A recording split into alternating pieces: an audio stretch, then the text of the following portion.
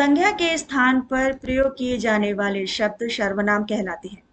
जैसे वह, मैं, यह, तुम इत्यादि। भाषा में प्रवाह, सुंदरता तथा रोचकता बनाए रखने में सर्वनाम की भूमिका महत्वपूर्ण होती है। संज्ञा शब्द का लिंग बदलने से सर्वनाम नहीं बदलता, क्रिया का रूप बदलता है। जैसे वह खाता है, वह खाती है, वे खेलते हैं, वे खेलती हैं।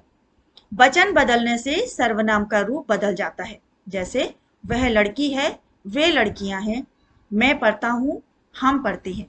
सर्वनाम के 6 भेद किए गए हैं। पुरुषवाचक सर्वनाम, निजवाचक सर्वनाम, निश्चयवाचक सर्वनाम, अनिश्चयवाचक सर्वनाम, संबंधवाचक सर्वनाम और प्रश्नवाचक सर्वनाम। पुरुषवाचक सर्वनाम, मैं जानता हूं तुम सच्चे हो, उसने ही गलती की होगी। इस वाक्य में 3 सर्वनाम हैं, मैं, तुम तथा उसने।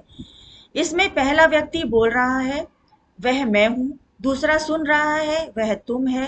तथा जिसके बारे में कहा जा रहा है वह तीसरा व्यक्ति उसने है। यह तीनों व्यक्ति पुरुषवाचक सर्वनाम है।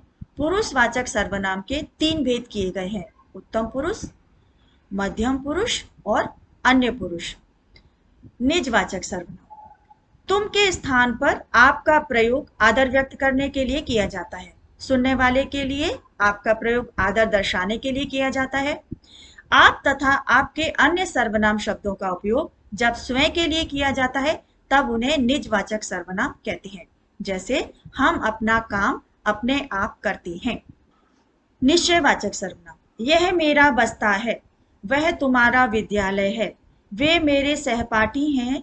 यहाँ यह, वह तथा वे किसी निश्चय वस्तु या व्यक्ति की ओर इंगित कर रहे हैं, इसलिए इस प्रकार के सर्वनाम निश्चयवाचक सर्वनाम कहलाते हैं। अनिश्चयवाचक सर्वनाम, कुछ आवाज आ रही है, शायद बाहर कोई है। यहाँ आवाज के बारे में निश्चय बताया नहीं गया है। कुछ अर्थात किसी भी प्रकार की आवाज हो सकती है।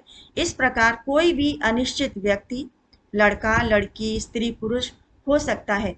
इसलिए अनिश्चय सर्वनाम शब्द अनिश्चयवाचक सर्वनाम कहलाते हैं। संबंधवाचक सर्वनाम, जो सोता है वह खोता है, जितनी पढ़ाई उतने अंक, जहां चाह वहां रहा।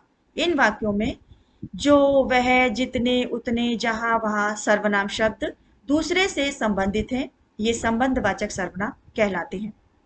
प्रश्नवाचक सर्वनाम, किसे पता ज्ञात है, कौन यहाँ आया, किसने उसे बुलाया, क्या उसने कहा। इन वाक्यों में किसे, कौन, किसने, क्या ये सर्वनामों से प्रश्न पूछने का भाव व्यक्त हो रहा है।